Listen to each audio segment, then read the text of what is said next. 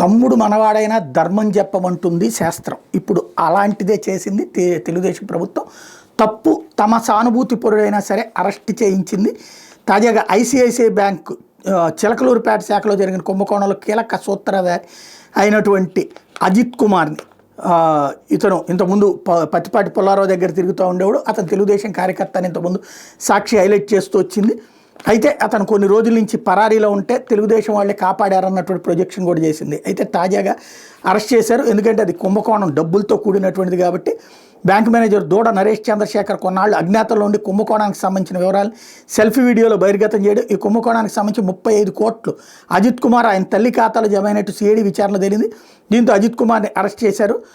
CID DSP గోలి లక్ష్మయ్య ఆధ్వర్యంలో అధికారుల బృందం శుక్రవారం చిలకలూరుపేట మండలం మురికిపూడిలో తనని అరెస్ట్ చేశారు. ఆ తర్వాత విజయవాడ న్యాయస్థానంలో హాజరుపరిస్తే 14 రోజులు రిమాండ్ విధించడంతో నెల్లూరు జైలుకి తరలించారు. అజిత్ కుమార్ అతని సోదరుడు దీపక్ సిఐడి అధికారుల మీద ఈ సందర్భంగా దురుసుగా ప్రవర్తించారంటూ సాక్షి ఒక కథనాన్ని ప్రొజెక్ట్ చేసింది.